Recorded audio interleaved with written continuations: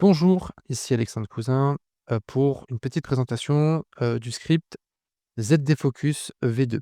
Ici, nous avons un panneau flottant qui va nous permettre de travailler, en ayant, les layers à notre disposition et en ayant du coup panneau flottant, notre outil. On va pouvoir, mettre en place, notre poussée, hein, sur cette sélection, sur cette création, sur cette composition. Ici, petite spécificité, c'est que l'ensemble des layers ont leur point de pivot en leur centre. Pour pouvoir pousser, notre, organisation ici de layers, on va devoir mettre un route, ici. Donc on va mettre le tag route pour nous permettre, pour permettre au script de pousser. Alors il suffit tout simplement soit de l'écrire, soit de le taguer ici et on va pousser. Alors par défaut, vous voyez ce qui se passe? On va avoir l'ensemble des layers qui vont se pousser, mais si je me mets en vue, on va avoir ici un décalage.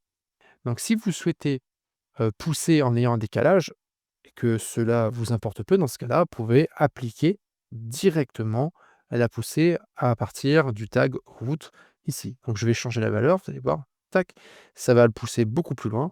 Mais en revanche, vous voyez, plus je pousse et moins ça préserve, on va dire, la composition initiale. Donc si vous souhaitez vraiment maintenir tout ça, on va devoir faire quelques petites, manipulations, supplémentaires. Ici, je vais faire un petit reset pour restaurer, toute ma composition initiale et ce que l'on va faire, du coup, c'est préparer la scène. Ici, pour préparer la scène, je vais devoir, obliger finalement, l'ensemble des layers à non pas regarder leur propre point de pivot, mais à regarder le pivot, de la composition liée à la résolution. Donc actuellement, je suis en 1920, par 1080 par rapport à, du coup, mon projet. Si je regarde ici le project settings, je suis bien en 1920 par 1080 et donc la création d'un frame sera nécessaire pour préserver, la composition actuelle.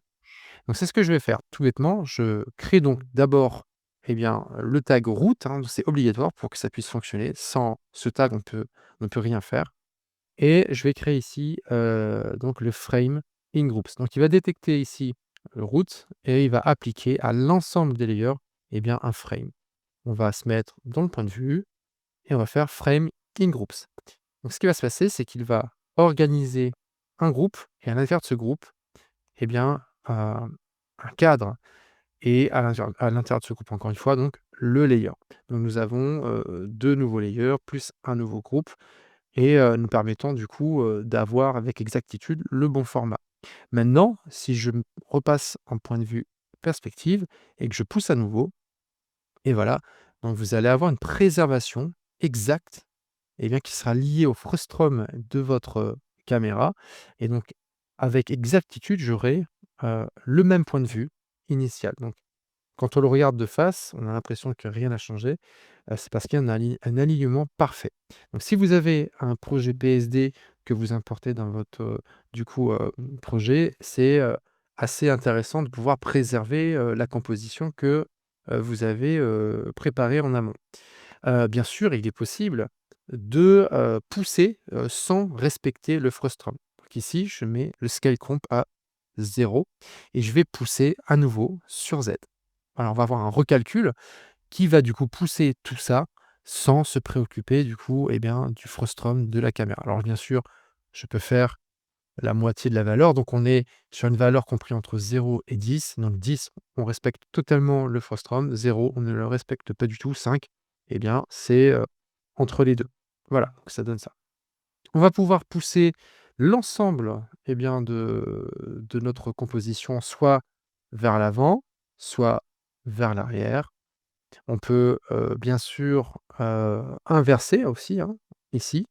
On va inverser, alors par contre ça risque de faire quelque chose de pas très, voilà.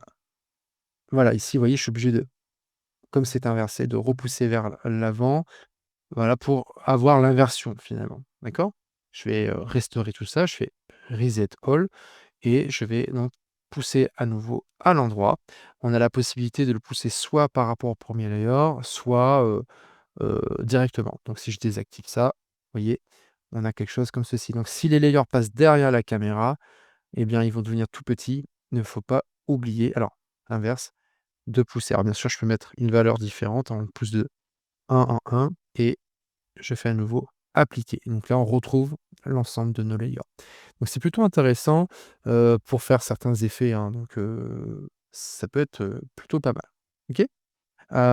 Très bien, je vais restaurer tout ça. Je vais vous montrer un petit peu comment ça fonctionne au niveau du blur, pour la mise au point. Donc ce qu'il faut bien comprendre, c'est que, donc grâce à la détection de l'ensemble des différents groupes, on va pouvoir, faire la mise au point. Je vais coloriser ici mes différents groupes pour que ce soit un peu plus lisible. Ici, on va avoir Unique Colors nous permettant, eh bien, de, distinguer chacun des, groupes avec leur layer. Donc on peut bien sûr faire une création aléatoire ou une couleur, identique aléatoire. Voilà, donc c'est plutôt, aussi intéressant là-dessus. Donc la mise au point, donc c'est pareil, je vais pousser. On va mettre 10 pour totalement respecter le frustum. Use, first layer. Bien sûr, je peux faire un reset, hein, de lui, hein, tout simplement.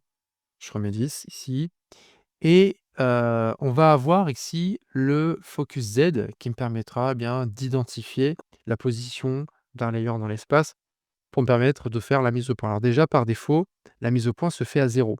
Voilà.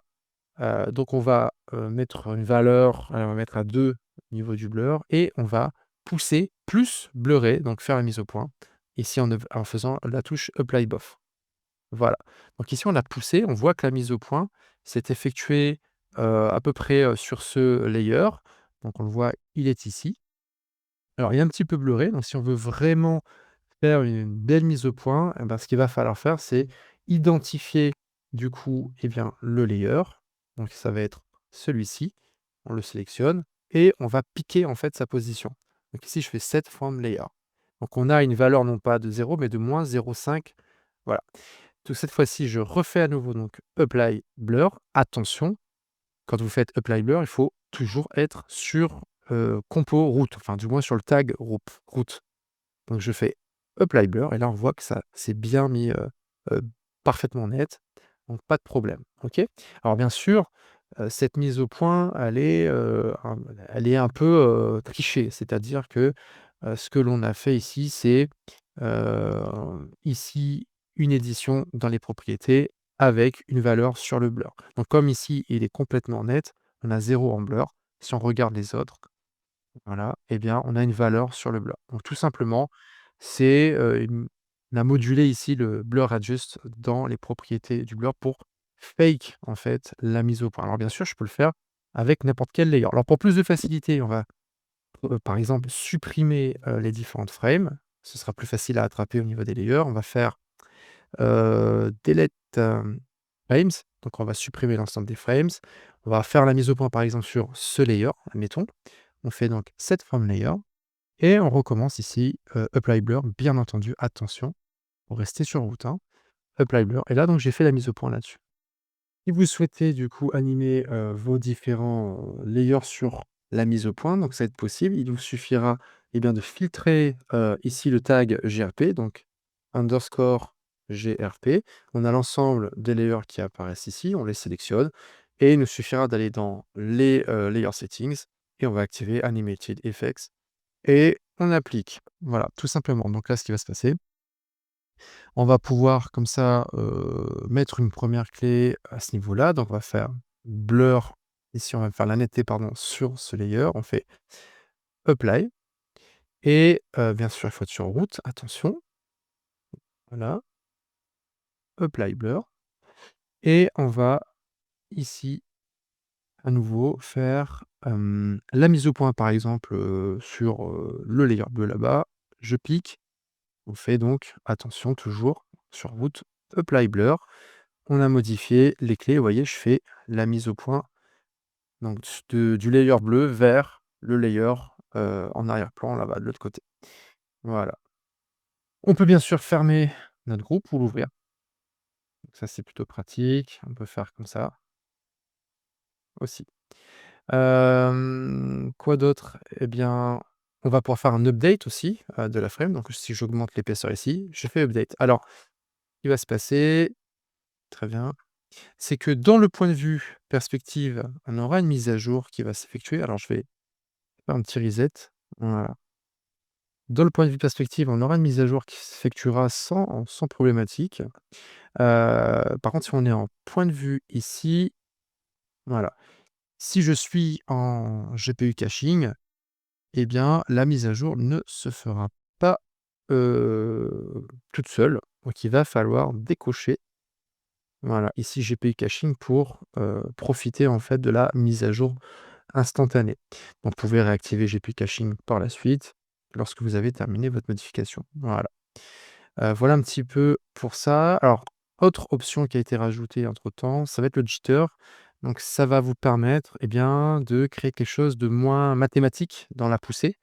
C'est-à-dire qu'on va pouvoir mettre, un petit random sur le Z, donc ici, apply jitter, qui permet de réorganiser, de manière un peu plus organique, eh bien, la manière dont sont disposés les différents layers. Alors si on regarde en face, ici, tout reste aligné. Donc c'est ça qui est intéressant, c'est-à-dire que je peux manipuler les différents layers pour que ce soit plus organique, mais pour autant, ça reste parfaitement aligné. Ici, voilà, vous voyez, hein, dès que je passe en 3D, voilà, ça le fait. OK, quoi d'autre? On peut bien sûr clear l'ensemble des tags, hein, si je veux, tout ça va être supprimé. Et puis, voilà. Alors bien sûr, les tags NoZ, alors ne n'affectera pas les différents groupes. Donc si je veux que ce layer ou ce layer ne soit pas affecté par, la mise en profondeur, bah, je le tag avec, eh bien, la mention, NZ, et si je ne veux pas qu'il soit affecté par le blur, ben, je le tag avec le tag NB, pour que ce soit, reconnu, comme tel. Voilà. Hem oui, très important aussi, et je pense que je finirai là-dessus. Je vais, faire un petit revert rapidement. Voilà. Je vais, recommencer vite fait donc la mise en frame. Très bien. Changer de couleur. Imaginons que, pour X raison, vous ayez modifié ici, la focale de votre caméra. Ce qui va se passer, par exemple, si je suis en 12, vous voyez, ça va zoomer, ou si je suis au-delà de 30, admettons, et 90, ça va pousser. Donc ce qu'il va falloir faire pour que ça puisse se pousser correctement et toujours dans votre résolution, par rapport à cette nouvelle focale, eh bien, il va falloir faire un auto-scale ici. Alors on va faire un petit reset quand même. On fait un auto-scale et ça va redimensionner, repositionner, eh bien, l'ensemble des layers sur votre résolution. Si je pousse, eh bien, on sera à nouveau parfaitement aligné grâce à Autoscale Route. Donc on reste bien à 90° sur la focale, et donc c'est, plutôt intéressant de pouvoir faire ça. Donc bien sûr, en fonction de la focale, alors là, c'est une très grosse focale quand même, on peut réduire.